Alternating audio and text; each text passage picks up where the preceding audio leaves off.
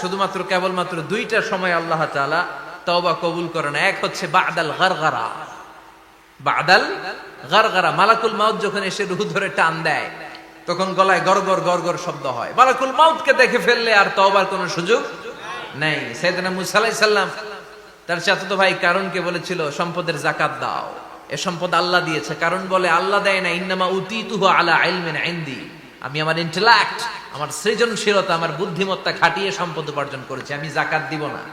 মুসা আলাইহিস সালাম বললেন তাহলে আযাবের অপেক্ষা করো। কারণ বলল পারলে আযাব নিয়ে আস।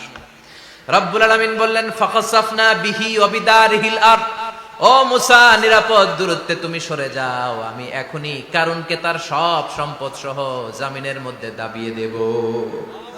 কারণ তার সম্পদ সহ জামিনে দেবে যেতে লাগলো। আমি জায়গাটা নিজে দেখে এসেছি। মিশরের রাজধানী কায়রো থেকে 120 কিলো দূরে ফাইউম নামে একটা জেলা আছে, ওই জেলায় বাহাইরা কারুন, কারণের সব সম্পত্তি আল্লাহ জামিনে দাবিয়ে দিয়েছে। হাঁটু পর্যন্ত দেবে যায়, সে ভেবেছে আমি বেঁচে যাব। কোমর পর্যন্ত দেবে গিয়েছে, বেঁচে যাব। গলা পর্যন্ত যখন দেবে গিয়েছে আর বাঁচার সুযোগ নাই। কারণ কয় মুসা সব সম্পত্তি তোরে আর তোর আল্লাহরে দিয়ে দিলাম, আমারে বাঁচা, আমারে বাঁচা, আমি তওবা করলাম। তখন কি তওবার সময় আছে? কথা কর। বাদাল গারগারা, মালাকুল মাউত যখন দেখে ফেলবেন তখন তওবার সুযোগ আছে। ফেরাউনেরও একই দশা। লোহিত সাগরের পানি খেতে খেতে ফেরাউনের পেটটা যখন এত বড় হয়ে যায়, ফেরাউন হাত তুলে বলে আনা মিনাল মুসলিমিন, আমি মুসলমান। আমি, এটা কোরআনের আয়াত কিন্তু, আনা মিনাল মুসলিমিন, বনি ইসরাইলরা যে আল্লাহর উপর ঈমান এনেছে, আমিও ফেরাউন সে আল্লাহর গোলাম। আল্লাহ বলে দ্য টাইম ইজ আপ, সময় শেষ, এখন তোমার ঈমান কবুল করা হবে। তার মানে বাদাল গারগারা তওবা কবুল হয় না।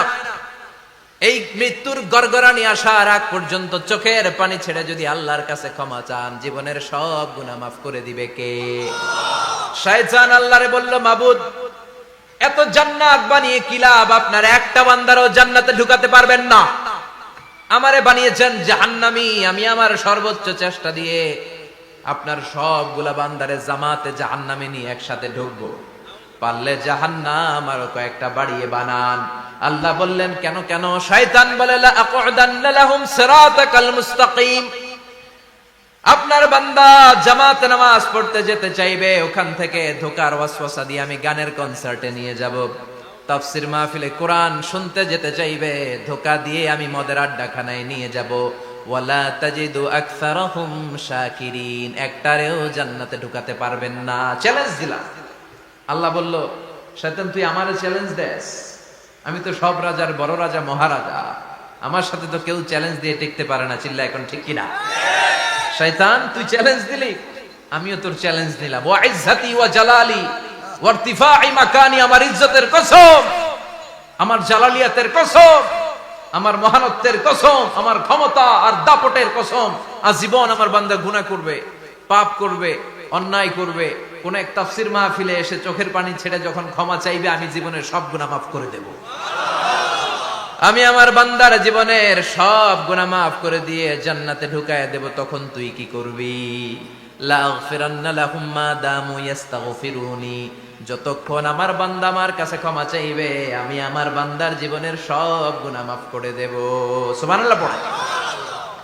এজন্য রাব্বুল আলামিন বলেন ইয়া আইয়ুহাল্লাযীনা আমানু তুবু ইলাল্লাহি তাওবাতান নাসুহা, তওবার মতো তওবা করো। তওবার মতো তওবা করলে যত বড় অন্যায় হোক, পাপ হোক, গুনাহ হোক, সব গুনাহ মাফ করে দিতে পারে কে? সাইয়েদনা আদম আলাইহিস সালাম ভুল করলেন, শত শত বছর কাঁদলেন। আল্লাহ বললেন ও আদম কিছু বাক্য তোমারে শিখিয়ে দে, এই বাক্য দিয়ে তুমি আমার কাছে তওবা করো, তোমার তওবা কবুল করে নেব।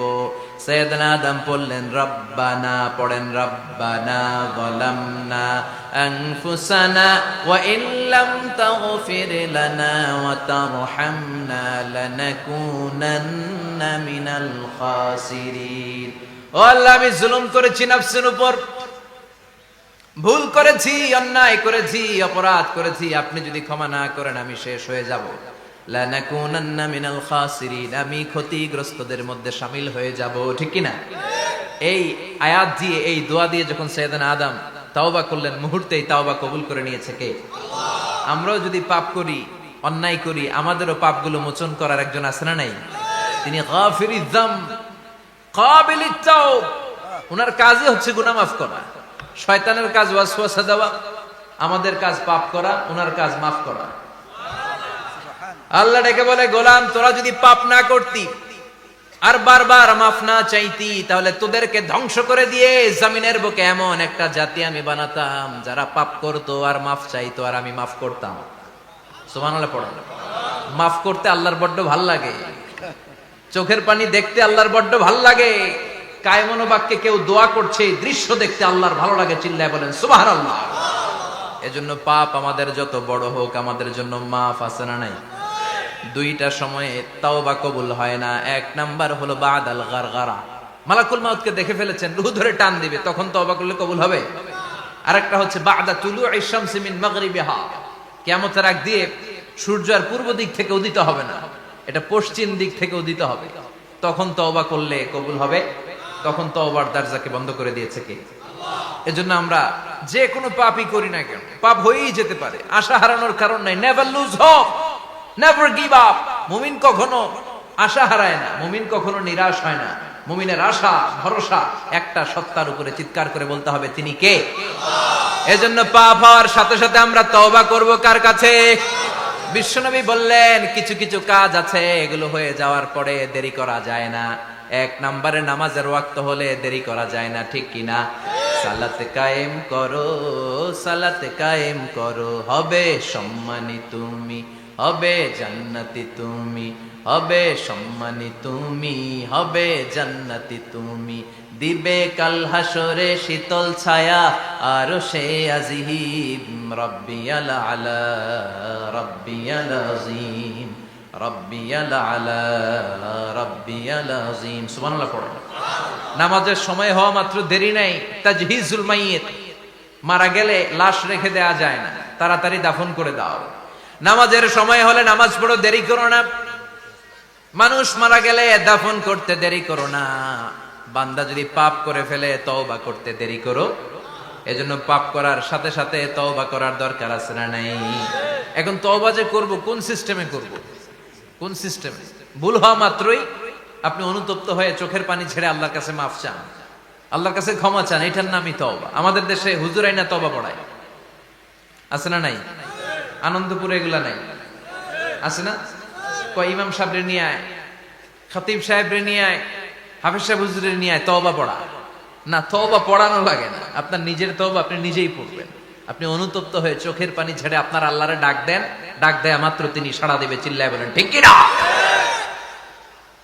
ওলামা একরামরা তওবার 5টা শর্ত আরোপ করেছে। এই 5টা শর্তের আলোকে যদি তওবা করেন, মুহূর্তের মধ্যেই তওবা কবুল করে নেবে কে? এক নাম্বার শর্ত হচ্ছে আল ইকরা, acknowledgement. You have to acknowledge that you are the great sinner in the world. এই পৃথিবীর সবচেয়ে বড় পাপী। 5টা শর্তের এক নাম্বার হচ্ছে আপনি স্বীকার জান, আল্লাহ আমার চেয়ে বড় পাপী আকাশের নিচে জমিনের উপরে দ্বিতীয়টা নাই। এমন কোন পাপ নাই যে আমি করি নাই। আমার চেয়ে নাদান, আমার চেয়ে পিশাচ, আমার চেয়ে বড় পাপী দ্বিতীয়টা কেউ। অ্যাকনলেজ ইউর সিন, আপনি আপনার পাপগুলো স্বীকার করেন। Number 1. Number 2, an-nadam, repentance. You have to be repentant for what you have committed from sins. যে পাপ করেছেন এই পাপের জন্য আপনি লজ্জিত হন।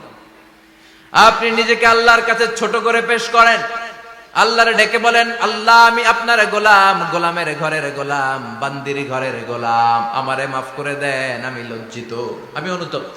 তাহলে 1 নম্বর শর্ত আপনি ঘোষণা দেন যে আপনি পাপ করেছেন। 2 নম্বর শর্ত আপনাকে অনুতপ্ত হতে হবে যে আল্লাহ আমি পাপ করে ফেলেছি। 3 number, you have to stop what you have committed. যে পাপ আপনি শুরু করেছেন এটা বন্ধ করে দেন। আপনি সুদের জন্য সুদ খাইছেন, আল্লাহর কাছে তওবা করলেন, আবার সুদ খাওয়া চালিয়েও যাচ্ছেন, এই তওবা কবুল হবে? সুদ খাওয়া আগে বন্ধ করেন।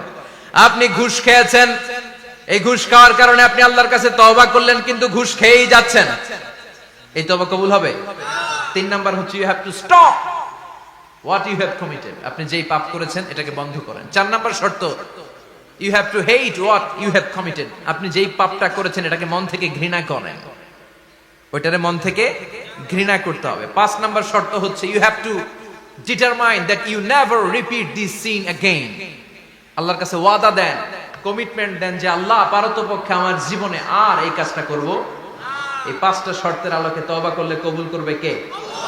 এক নম্বরে স্বীকার জান পৃথিবীতে সবচাইতে 365 দিনের মধ্যে দুই শ্রেষ্ঠ নম্বরে দিন কোনটা? অনুতপ্ত হন, তিন নম্বরে পাপ আরাফার দিন। বন্ধ করে দেন, কোন দিন? চার নম্বরে ওই কথা বলেন। পাপটাকে আমার থেকে ঘৃণা হজে যারা গিয়েছেন আরাফার দিন দেখেছেন না? নম্বরে আল্লাহর কাছে ইজহার আর রেদা পরে আমরা লাব্বাইক আল্লাহুম্মা লাব্বাইক বলি। এটা সারা বছরের মধ্যে শ্রেষ্ঠ দিন। যদি তওবা করেন আপনার আল আরাফা আল হজ্জ আরাফা, আরাফাটাই হজ। কেউ যদি আরাফার দিনে থাকতে পারে তার হজ হয়ে গেছে, আলহামদুলিল্লাহ। আলহামদুলিল্লাহ। আর হজে সব করেছে, আরাফা করে নাই, হজ হবে? তিনি কি না। কথা বলেন, হজ হবে? তওবা করতে রাজি তার মানে বছরের শ্রেষ্ঠ দিন আরাফার দিন। কতবার তওবা করতে রাজি এদিন আল্লাহ এত সংখ্যক বান্দাকে একসাথে ক্ষমার ঘোষণা দেন, বছরের কোন দিন এত মানুষকে ক্ষমা করেন না। সুবহানাল্লাহ। শুধু আবার শয়তান ওই দিনে এতটা লাঞ্ছিত বোধ করে, এতটা অপমান বোধ টয়লেটে করে, ঢোকার বছরের মুহূর্তে কোন দিন শয়তান এত অপমানিত হয় না। টয়লেট থেকে বেরোয়ই তিনি এজন্য বিষ্ণু বলেছেন খায়রুদ দুআ দুআ ও আরাফা, সব চাইতে সুবহানাক মানে আল্লাহ মানে আস্তাগফিরুল্লাহ। আমার বিষ্ণুই বলতেন মান লা সামাল ইস্তিগফার আল্লাহ, যে সব সময় ইস্তেগফারের সাথে লেগে থাকে তাকে সব থেকে মুক্তি দেবে। আমাদের জীবনে যে কোনো সময় হচ্ছে, যে কোনো সময় আমরা কবুলে করতে পারি। সবচেয়ে সময় স্কোপ হয়েছে কোন দিন? কথা কম এবার বলেন বছরের সবচেয়ে শ্রেষ্ঠতম রাত পায় নাই কে কোন কদরের রাত। ইন্না আনজালনাহু ফি লাইলাতুল কদর। ইন্না আনজালনাহু ফি লাইলাতিল কদরি ওয়া মা আদরাকা মা লাইলাতুল কদর লাইলাতুল কদরি খায়রুম মিন দুই নম্বরে বিশ্বনবী বললেন হাজার মাসের চেয়ে সেরা। ওই ব্যক্তিকে রব্বুল আলামিন ওই রাতে ইবাদত করলে, হাজার মাস যাবত ইবাদত করলে যেই সওয়াব, ওই পরিমাণ সওয়াব আমলনামায় তুলে দিবে কে? টেনশন নাই, কার কার হাত তুলেন তো। শ্রেষ্ঠ রাত, যে হুজুর আমার কদরের রাত। টেনশন নাই। এবার আমার বলেন টেনশন নাই, মাশাআল্লাহ। বছরের সবচাইতে শ্রেষ্ঠতম মাস কোনটা? রমজান মাস। শাহরু রমাদান আল্লাযী উনজিলা ফীহিল কুরআন, যে মাসে কোরআন নাজিল হয়েছে, এই মাসের চেয়ে শ্রেষ্ঠ কোন মাস থাকতে পারে? চিল্লায় বলেন, থাকতে পারে? বাড়ি ভাড়ার টেনশন। তার মানে বছরের শ্রেষ্ঠ দিন আরাফার দিন, বিশ্বনবী বললেন টেনশন ছাড়া মানুষ বছরের নেই। শ্রেষ্ঠ রাত সব সময় কদরের আল্লাহর মতো যে রাত, ইস্তেগফারের বছরের সাথে লেগে শ্রেষ্ঠতম থাকবে, মাস তাকে রমজান টেনশন মাস। মুক্ত করে দিবে কে? এবার বলেন সপ্তাহের মধ্যে তিন শ্রেষ্ঠতম নাম্বার দিন ওয়ারযুকহু কোনটা? মিন হাইসু লা বিষ্ণু ইয়াহতাসিব। বললেন এমন সাইয়্যিদুল জায়গা থেকে আইয়াম, Allah leader of the all days in রিজিকের দ্য উইক। ব্যবস্থা করে দিবেন। সপ্তাহের যতগুলো দিন আছে 7টা দিনের সর্দার হচ্ছে ইয়াউমুল জুমা, জুমার দিন। চিল্লায় পড়েন আল্লাহু আকবার। করে নেয় যে এখান থেকে আমার তার মানে বছরের শ্রেষ্ঠ দিন আরাফার দিন, এমন পরিমাণে বছরের রিজিকের শ্রেষ্ঠ রাত ব্যবস্থা কদরের এসেছে, রাত, যে শ্রেষ্ঠ আপনি মাস রমজান মাস, আর সব 7 দিনের সময়- মধ্যে শ্রেষ্ঠতম সব দিন সময় হচ্ছে চলতে জুমার দিন। ফিরতে, কোন দিন? ইস্তেগফারের এই সাথে সূরাতুল লেগে জুমা থাকার নিয়ে আমরা কারণে কথা শুনবো ইনশাআল্লাহ। বলেন আবার বিশ্বনবী এটা বললেন, সাধারণ দিন নয়, সদা ফিহি সর্বদা খালাকাল্লাহু যারা আদম। সব সময় কালকের এই দিনটায়, এই জুমার দিনে আল্লাহ তাআলা সাইয়েদনা আদম আলাইহিস সালামকে তৈরি করেছে। বিশ্বনবী বলেন লাম্মা খালাকাল্লাহু আদম ওয়া কানা তুলুহু 60 যিরাআন। আল্লাহ তাআলা যখন আদম আলাইহিস সালামকে তৈরি করলেন 60 হাত লম্বা করে তৈরি করলেন। আল্লাহর পক্ষ থেকে প্রোটেকশন আর আমরাও যারা জান্নাতে ঢুকবো আমাদের আকৃতি থাকবে 60 হাত লম্বা। বিপদ থেকে মুক্তি দিবে মজা করে সুবহানাল্লাহ পড়তে পারলেন না? টেনশন মুক্ত করে দিবে কে? আল্লাহ সাইয়েদনা আদমকে তৈরি করলেন এই জুমার দিনে। আল্লাহর আযাব। আবার সাইয়েদনা আদম আলাইহিস সালামকে পৃথিবীর বুকে তিনি পাঠিয়ে দিয়েছিলেন এই জুমার দিনে। সব সময় ইস্তেগফার করলে আপনি কুল নাহবিতু মিনহা জামিআ, ও Adam go down with your wife. মানে দোয়া করলেই কবুল তোমার করবে স্ত্রী কে? হাওয়াকে নিয়ে পৃথিবীতে নাও। মুস্তাজাবুদ দাওয়া এই টার্মিনাল সাইয়েদনা আদম আলাইহিস সালামকে আল্লাহ তাআলা পাঠিয়েছিলেন শ্রীলঙ্কার একটা পাহাড়ে, অ্যাডামস পিক। ওখানে ঐতিহাসিকভাবে প্রমাণিত, এটা হাদিসে নেই, যেই ব্যক্তি দোয়া করতে দেরি কিন্তু কুতুবুত তারিখে এসেছে। শ্রীলঙ্কা একটা পাহাড় আছে, মুহূর্তেই দোয়া কলম্বো থেকে অনেক দূর। ওই পাহাড়ের চূড়ায় সাইয়েদনা আদম আলাইহিস সালামের ফুটপ্রিন্ট আছে। দাওয়া বানিয়ে ফেলবে কে? ফুটপ্রিন্ট মানে পায়ের ছাপ।